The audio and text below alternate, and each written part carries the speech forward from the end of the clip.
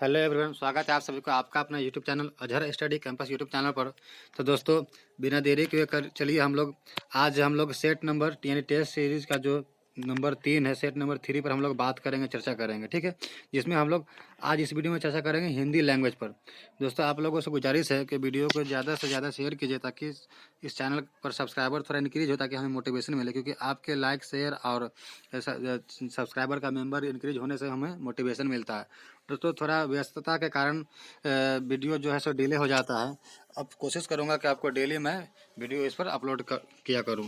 तो चलिए बिना देरी के हम लोग चर्चा करते हैं विस्तार से हर एक सवाल को। देखिए, सब पहला सवाल आपको दिख रहा है, सवाल नंबर पहला दिया हुआ है कि अलंकार शब्द में कौन सा उपसर्ग है। देखिए, एक होता है उपसर्ग और एक होता है प्रत्यय होता है, ठीक।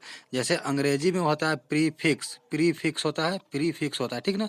ये प्रीक्स मतलब क्या हो गया आपका, प्रीफिक्स मतलब हो गया उपसर्ग हो जाता है, ठीक।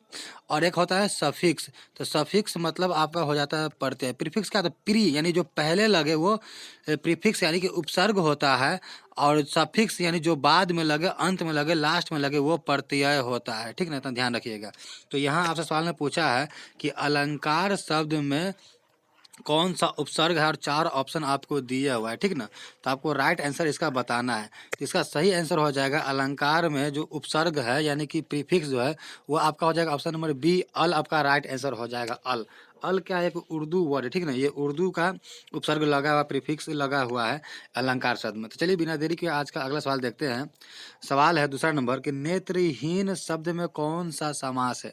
देखिए, नेत्रहीन शब्द में जो है ना, ये कर्म तत्पुरुष समास है, ठीक ना। यानी कि ऑप्शन में आपको यहाँ पे तत्पुरुष दिया, इसलिए तत्पुरुष राइट आंसर हो जाएगा, ठीक ना। यहाँ पर तत्पुरुष आपका राइट आंसर हो जाएगा। चलिए अगला सवाल देखते हैं।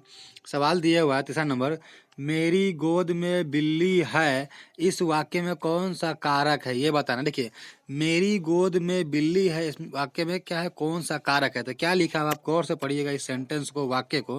क्या कि मेरी गोद में बिल्ली है, तो जिसमें में होता है वो आपका होता है अधिकरण कारक, इसीलिए ऑप्शन नंबर डी आपका राइट आंसर हो जाएगा। देखिए, जैसे कि आप यहाँ पर देख सकते हैं, इसे याद भी कर सकते हैं, हम बता दें कि आप किस तरह याद करेंगे। याद कीजिएगा इस तरह कि कर्ता ने कर्म को कारण से, संप्रदान को अपादान से, संबंध का अधिकरण में संबोधन है।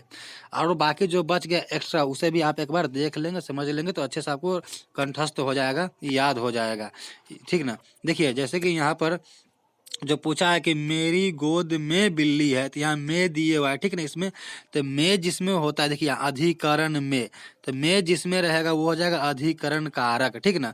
अगर ने रहता तो हो जाता कर्ता, को रहता तो हो जाता कर्म, से रहता तो यहाँ पर करण होता, या द्वारा रहता तब भी करण होता। संप्रदान में क्या होता, को रहता, के लिए रहता, हेतु रहता, निर्मित या वास्ते रहता तो संप्रदान होता कारक। अपदान कारक कब होता, जब से रहता। यहाँ पर देखिए अपदान कब होगा, जब जुदा हो रहा हो, अलग हो रहा हो, से का सेंस यहाँ पर निकले कि अलग हो रहा हो, तब अपादान, ठीक ना। अगर नॉर्मल से का सेंस होगा तब वहाँ पर हो जाएगा करण हो जाएगा, क्या हो जाएगा, करण हो जाएगा। इतना ध्यान रखिएगा, ठीक है। और एक बात और बता दें आपको कि इसको याद करना बहुत ईजी होता है, ठीक ना। इसको याद करना बहुत ईजी होता है। इसे हम इजीली इस तरह याद कर सकते हैं कि कर्ता ने कर्म को करण से, संप्रदान को अपादान से, संबंध का अधिकरण में संबोधन है। जब भी हे रहे, हो रहे, अजी, अरे, ए, रे, इस तरह का मतलब जिसमें संबोधन हम कर रहे हैं, जैसे कि होता है ना, हे राम मेरी रक्षा करो, इस तरह का कोई वाक्य रहे, अरे, ओहो, इस तरह का, तो वो संबोधन कारक हो जाता है, ठीक ना। अगर में रहे, पर रहे, ये सब क्या हो जाएगा, अधिकरण कारक हो जाएगा। उम्मीद करते हैं कि आपको ये समझ में आया होगा। इसको आप स्क्रीनशॉट ले लें अच्छे से, और इसे एक बार रट ले, एक बार रट लीजिएगा, हमेशा आपको याद रहे। कर्ता ने कर्म को करण से, संप्रदान को अपादान से, संबंध का अधिकरण में संबोधन है, इस तरह से याद कर लीजिए, आपको याद रहेगा। चलिए अगला सवाल देखते हैं। सवाल दिया हुआ है कि अस्थावर का विलोम शब्द कौन सा है, ठीक ना। अस्थावर का विलोम, अस्थावर मतलब क्या हो जाएगा, जो स्थिर होगा, ठहरा हुआ होगा, इसका विलोम पूछा है ना। तो इसका विलोम आपका जंगम हो जाएगा। क्यों, क्योंकि जंगम का मतलब होता है अस्थिर होता है। क्या होता है, जंगम का अर्थ होता है अस्थिर, या आप इसे कह सकते हैं चलायमान भी कह सकते हैं, आप गमनशील भी इसे कह सकते हैं, ठीक ना। या अस्थाई भी कह सकते हैं, अस्थिर अस्थिर या अस्थाई भी कह सकते हैं, या इसे गमनशील भी कह सकते हैं, मतलब गमन में है, गति में है, गमनशील या गतिशील भी आप इसे कह सकते हैं, ठीक ना। तो अस्थावर का आपका विलोम हो जाएगा जंगम, ऑप्शन नंबर बी आपका राइट आंसर हो जाएगा, जंगम, ऑप्शन नंबर बी आपका राइट आंसर हो जाएगा। चलिए अगला सवाल देखते हैं। सवाल दिया हुआ है 5वां नंबर है, नेकी का फल बदी, इस लोकोक्ति का अर्थ क्या है? जो व्यक्ति सामने आए उसकी प्रशंसा करना, ये नहीं होगा। भलाई का बदला बुरा, ये राइट आंसर हो जाएगा। नेकी का फल बदी यानी कि भलाई का बदला बुरा, यही आपका राइट आंसर हो जाएगा। एक और होता है इसी तरह का होता है कि नेकी कर दरिया में डाल होता है। तो नेकी कर दरिया में डाल का मुहावरे का अर्थ आपका हो जाएगा कि नेकी करके भूल जाना चाहिए और हमें फल की चिंता नहीं करना चाहिए, आशा नहीं करना चाहिए, वो होता है। ठीक है, उम्मीद करता हूं आपको समझ में आया होगा। तो चलिए बिना देरी किए आज का अगला सवाल देखते हैं। सवाल दिया कि शुक्ल, शुक्ल का विलोम शब्द कौन सा है, ये आपको बताना है, ठीक ना। तो शुक्ल का विलोम आपका हो जाएगा option number B right answer हो जाएगा, कृष्ण हो जाएगा। शुक्ल का विलोम यानी उल्टा आपका कृष्ण हो जाएगा, ठीक ना। और निःशुल्क का विलोम होता है सशुल्क, और सरस का विलोम आपका हो जाएगा नीरस, ठीक ना। सरस का विलोम आपका हो जाएगा नीरस हो जाएगा, ठीक ना। सरस का उल्टा होता है नीरस, निःशुल्क का सशुल्क हो जाता है, और शुक्ल का आपका कृष्ण हो जाएगा, ठीक है। चलिए अगला सवाल देखते हैं। सवाल है महापरान व्यंजन नहीं है, मतलब क ख ग घ छ जो ऑप्शन दिया आपका, इसमें महापरान व्यंजन नहीं है, कौन सा नहीं है ये आपको बताना है कि कौन सा नहीं है। तो देखिए ऑप्शन नंबर ए आपका राइट आंसर हो जाएगा, क जो है महापरान व्यंजन नहीं है। मैं आपको बता दूं कि महापरान व्यंजन उसे कहते हैं, देखिए जैसे कि व्यंजन वर्ण जो होता है क ख ग घ अंग, ठीक ना। हर लाइन में क्या होता है 5 अक्षर होता है, पहला दूसरा तीसरा चौथा पांचवा, ठीक। फिर यहाँ पर लिखते हैं मान लीजिए च छ ज झ और य, ठीक है। इस तरह आगे आपको लाइन बढ़ते चला जाएगा, यहाँ पर एक, यहाँ पर एक, यहाँ पर एक, और यहाँ पर एक, और यहाँ पर एक होगा, ठीक ना। यानी हर लाइन में आपको, ये फर्स्ट लाइन हो गया, ये सेकेंड लाइन हो गया, ये थर्ड लाइन हो गया, यानी हर लाइन में या हर वर्ग में आप कह सकते हैं कि हर वर्ग में आपको 5-5 अक्षर लिखना है, वर्ण लिखना है। तो देखिए महापरान क्या होता है, महापरान जो आपको होता है कि हर वर्ग का दूसरा और चौथा जो होता है ना, वो महाप्राण व्यंजन होता है। यानी कि मान लीजिए पहला वर्ग की बात बोले या क वर्ग की बात बोले, ये च वर्ग हो जाएगा, या दूसरा वर्ग या च वर्ग, ठीक ना। तो यहाँ पर अगर मान लीजिए इसमें बात करते थे दूसरा नंबर ख और फिर तीसरा चौथा नंबर घ, यानी कि हर वर्ग में दूसरा और चौथा जो होता है ना, वही महापरान व्यंजन होता है। यानी ख तो महापरान व्यंजन हो जाएगा, घ भी आपका महापरान व्यंजन हो जाएगा, क्योंकि पहले में है ख जो है पहले वर्ग में या क वर्ग में ख आता है दूसरा नंबर पर, घ आता है चौथा नंबर पर, और छ जो है महापरान हो जाएगा, क्योंकि यहाँ पर देखिए दूसरा नंबर पर या च वर्ग में या दूसरे वर्ग में आप कह सकते, दूसरे लाइन में आप कह सकते हैं, यानी ये महाप्राण हो गया। झ भी यहाँ पर महाप्राण हो जाएगा, लेकिन यहाँ पर ये तीनों जब महाप्राण हो रहा है ऑप्शन में बी सी डी, तो बचा आपका क, और क जो है आपको क्या है फर्स्ट नंबर पर है। तो महाप्राण व्यंजन क्या होता है, जो हर वर्ग में सेकेंड नंबर का वर्ण हो, अक्षर हो, और फोर्थ नंबर का वर्ण हो, अक्षर हो, वही महाप्राण व्यंजन होता है। इसीलिए क नहीं होगा, क आपका राइट आंसर हो जाएगा। उम्मीद करते हैं आपको ये समझ में अच्छा से आया होगा। चलिए बिना देरी किए आज का अगला सवाल देखते हैं। सवाल दिया कि भर पेट शब्द में निम्न में से कौन सा समास है।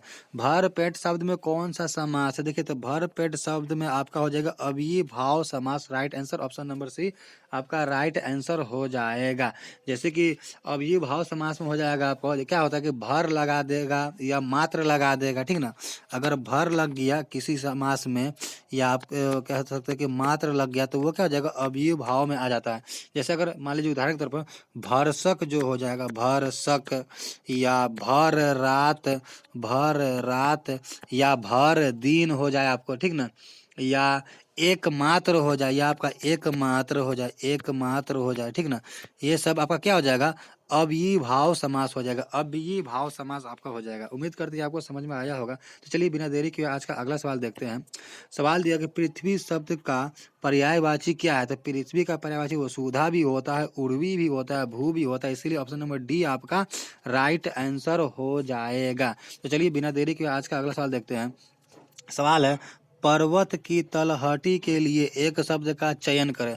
पर्वत की किसके लिए? तलहटी के लिए बोला गया। पर्वत की तलहटी के लिए एक शब्द का चयन करें, ठीक है ना।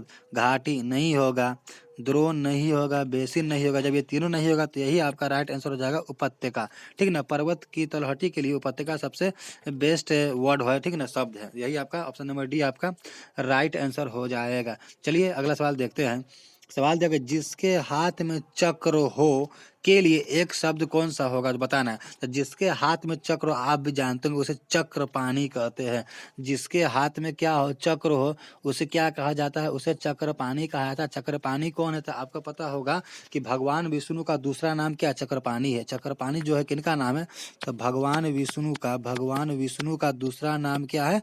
क्या है आपका? चक्रपाणी है। ध्यान रखिएगा, भगवान विष्णु का दूसरा नाम ही चक्रपाणी है। अगर समास की बात करें, चक्रपाणी क्या हो जाएगा आपका? बहुव्रीहि समास हो जाएगा, क्योंकि चक्रपाणी का एक क्या होता है? नया मीनिंग निकलता है। चक्रपाणी मतलब भगवान विष्णु, नया जिसका अर्थ निकले वो बहुव्रीहि समास होता है, आप जानते होंगे। अगर समास के बारे में नहीं पता है तो आप कहेंगे तो इस पर एक वीडियो बना दिया जाएगा, और कारक पर भी एक वीडियो आपको बना दिया जाएगा। चलिए अगला सवाल देखते हैं। सवाल दिए हुए 12 नंबर सवाल है कि विद्यार्थी के लिए सही संधि विच्छेद क्या है? तो विद्यार्थी का अर्थ संधि विच्छेद होता है आपका विधा प्लस अर्थी। विधा प्लस अर्थी आपका हो जाएगा, विधा प्लस अर्थी, जो कि आपको दिख रहा है ऑप्शन नंबर सी में। ऑप्शन नंबर सी आपका राइट आंसर हो जाएगा। नेक्स्ट सवाल देखते हैं। दिया बुढ़ापा एक प्रकार का अभिशाप है, रेखांकित शब्द की संज्ञा क्या है? अच्छा, ये तो बहुत इजी सवाल हो गया, बचपन से आप लोग पढ़े होंगे। बुढ़ापा क्या हो जाएगा? भाववाचक संज्ञा हो जाएगा। ऑप्शन नंबर बी आपका राइट आंसर हो जाएगा। चलिए बिना देरी किए हुए आज का अगला सवाल देखते हैं। सवाल आपको स्क्रीन पर दिख रहा है। सवाल देखा, 8 8 आंसू रोना मुहावरे का अर्थ। बहुत इजी क्वेश्चन है। 8 8 आंसू रोना मतलब बहुत विलाप करना, आपका राइट आंसर हो जाएगा। नेक्स्ट सवाल देखते हैं। सवाल आपको दिख रहा है, 15 नंबर सवाल दिया है कि मानस का हंस के लेखक का नाम क्या है, ये आपको बताना है। देखिए, मानस का हंस के लेखक का जो नाम है, आपका राइट आंसर हो जाएगा अमृतलाल नागर। ऑप्शन नंबर बी आपका राइट आंसर हो जाएगा। अमृतलाल नागर जी ने कई और लेख लिखे हैं, जैसे कि अमृत और विष भी लिखे हैं। ध्यान रखिएगा, अमृत अमृत और विष, अमृत और विष भी लिखे हैं। और लिखे हैं बिखरे तिनके भी लिखे हैं। क्या लिखे हैं? बिखरे तिनके, इन्हीं का लेख है, ठीक ना। बिखरे तिनके लिखे, यह इन्हीं का लेख है। तो मानस का हंस का जो लेखक है वो हो जाएगा अमृतलाल नागर। ऑप्शन नंबर बी आपका राइट आंसर हो जाएगा। तो चलिए अगला सवाल देखते हैं। सवाल आपको स्क्रीन पर दिख रहा है। सवाल दिया हुआ है कि नदी, समुद्र, तालाब और गंगा, इन शब्दों के क्रमशः सही पर्यायवाची शब्द वाली पंक्ति को चुनिए, ठीक ना। तो नदी का तो अर्थ आप लोग जानते होंगे तरंगिनी होता है। क्या होता है? तरंगिनी होता है। ऑप्शन नंबर ए नहीं होगा और ऑप्शन नंबर डी भी नहीं होगा, बी या सी में से कोई एक होगा। चलिए देखते हैं। समुद्र का क्या होता है? समुद्र का आपका जलाशय नहीं होता, तालाब का जलाशय होता है। तालाब का क्या होता है? जलाशय। तालाब का आपका होता है जलाशय, ठीक ना। जब तालाब का जलाशय होता है तो यहाँ पर जलाशय दिया, दूसरा नंबर पर यहाँ पर क्या है? समुद्र है, इसलिए बी आपका नहीं होगा। ऑप्शन नंबर सी आपका राइट आंसर हो जाएगा। नदी का हो जाता है तरंगिनी, समुद्र का आपका हो जाएगा रत्नाकर, तालाब का जलाशय होता है, यह जलाशय दिया हुआ है। और गंगा का तो जाह्नवी होता है, ये आपको पता ही होगा बचपन से, अगर पर्यायवाची पढ़े होंगे हिंदी ग्रामर में तो, ठीक है। इसलिए ऑप्शन नंबर सी आपका राइट आंसर हो जाएगा। चलिए बिना देरी किए हुए आज का अगला सवाल देखते हैं। सवाल दिया, शंकर शब्द का अर्थ क्या है? तो आप भी जानते होंगे, शंकर शब्द का अर्थ होता है कि दो भाषाओं के शब्दों से मिलकर बना नया शब्द ही शंकर का अर्थ होता है। इसीलिए ऑप्शन नंबर डी आपका राइट आंसर हो जाएगा। शंकर का अर्थ ही होता है दो भाषाओं के शब्दों से मिलकर बना शब्द। जैसे बताया था आपको, रेलगाड़ी। रेलगाड़ी एक शब्द है जो कि दो भाषाओं से मिलकर बना है। रेल जो है अंग्रेजी से मिलकर, अंग्रेजी का है, गाड़ी जो है हिंदी का वर्ड है, ठीक ना। तो क्या है? रेल अंग्रेजी का है वर्ड, गाड़ी हिंदी का वर्ड है, यानी शब्द है। और दो यानी क्या हो गया? दो भाषाओं से मिलकर बना हुआ हो गया, दो अलग अलग भाषाओं से मिलकर बना हो गया। रेल तो इंग्लिश का है, गाड़ी हिंदी का है, मिलकर एक नया वर्ड बन गया। दो भाषाओं के शब्दों से मिलकर बना शब्द ही क्या कहलाता है, संकर कहलाता है। ठीक ना। रेलगाड़ी जैसे आपका हो गया, और आपका कई और भी उदाहरण आप ले सकते हैं। जैसे एग्जाम्पल के तौर पर आप ले सकते हैं, जैसे वर्षगांठ ही ले लीजिए। देखिए वर्षगांठ आप ले लीजिए, वर्षगांठ। तो वर्षगांठ क्या हो जाएगा, देखिए ये भी दो शब्दों से मिलकर बना है, ये भी क्या हो जाएगा आपका, ये भी आपका हो जाएगा संकर। क्यों, क्योंकि वर्ष जो है संस्कृत शब्द से लिया गया है, गांठ जो है आपका हिंदी शब्द से लिया गया है। ये संस्कृत से, ये हिंदी से लिया गया, तो दो भाषाओं से मिलकर बना एक नया शब्द है, इसीलिए ये भी संकर हो जाएगा। तो संकर मतलब होता है कि दो भाषाओं से मिलकर बना एक नया शब्द, वही संकर होता है। उम्मीद करते हैं आपको समझ में अच्छे से आया होगा। चलिए अगला सवाल देखते हैं।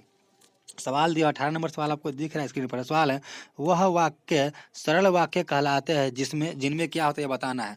एक से अधिक प्रधान उपवाक्य हो, नहीं ये गलत हो जाएगा। एक साधारण और दूसरा आश्रित वाक्य हो, ये भी नहीं होगा। एक ही उद्देश्य और एक ही विधेय हो, यस यही आपका राइट आंसर हो जाएगा। जिसमें एक ही उद्देश्य और एक ही विधेय होता है, वही आपका सरल वाक्य कहलाता है। इसीलिए ऑप्शन नंबर सी आपका राइट आंसर हो जाएगा। चलिए अगला सवाल देखते हैं। सवाल नंबर 19 आपका दिए हुआ है, ये सेकेंड लास्ट सवाल है। सवाल है, रामधारी सिंह दिनकर को भारतीय ज्ञानपीठ पुरस्कार प्राप्त हुआ था, इन चार ऑप्शन में से किसके लिए प्राप्त हुआ था, ये आपको बताना है। तो देखिए हम थोड़ा सा बताए थे आपको कि रामधारी सिंह दिनकर को जो ज्ञानपीठ पुरस्कार मिला था सन 1972 ईस्वी में मिला था। ठीक ना, सन 1972 ईस्वी में मिला था। और किसके लिए मिला था, तो आपको बता दें कि उर्वशी के लिए मिला था। किसके लिए मिला था, उर्वशी के लिए मिला था। ठीक ना, उर्वशी के लिए सन 1972 ईस्वी में रामधारी सिंह दिनकर जी को भारतीय ज्ञानपीठ पुरस्कार प्राप्त हुआ था। इसलिए ऑप्शन नंबर डी आपका राइट आंसर हो जाएगा। ऑप्शन नंबर डी आपका राइट आंसर हो जाएगा। चलिए आज का लास्ट सवाल देखते हैं। सवाल नंबर 20 जो कि आपको दिख रहा है स्क्रीन पर। सवाल है कि निम्न समूहों में से किस शब्द समूह की वर्तनी शुद्ध है, क्या है, शुद्ध है, ये आपको बताना है। देखिए दिग्विजय, दिग्विजय ये आपका सही लिखा हुआ, कृतघ्न भी सही लिखा हुआ, क्षितिज भी सही लिखा हुआ, इसमें तीनों सही लिखा हुआ है। यही समूह बताना है कि कौन सा शब्द समूह का वर्तनी जो शुद्ध है, इसलिए ऑप्शन नंबर ए ही आपका राइट आंसर हो जाएगा। जैसे शिखर यहाँ पर गलत लिखा हुआ, शिखर आपका इस तरह से होता है, आप भी जानते होंगे शिखर इस तरह से होता है। प्रकृति भी गलत लिखा हुआ, प्रकृति आपका कुछ इस तरह से होता है। ठीक ना, मस्तिष्क भी आपका गलत लिखा हुआ है। ठीक ना, मस्तिष्क जो होता है इस तरह से लिखा रहता है, मस्तिष्क। ठीक है ना, ये मस्तिष्क इस तरह से होता है।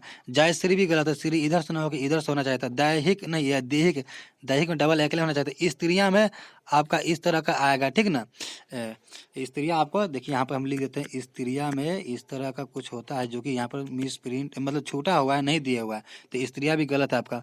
वर्तमान तो आपका सही, अभिलाषा गलत है, अभिलाषा इधर से हो जाएगा आपका। ठीक है ना, हिर्षिकार हो जाएगा। अति शीघ्र भी गलती है, इधर भी आपका इधर से होना चाहिए, हिर्षिकार होना चाहिए। ठीक है ना, उम्मीद करता है आपको अच्छे से समझ में आया होगा दोस्तों। अगर वीडियो अच्छा लगा तो वीडियो को लाइक कीजिए और शेयर जरूर कीजिए, ताकि थोड़ा सा सब्सक्राइबर इंक्रीज हो, जिससे हमें भी मोटिवेशन मिले और आपके लिए हम जोश के साथ वीडियो इसी तरह लाते रहे।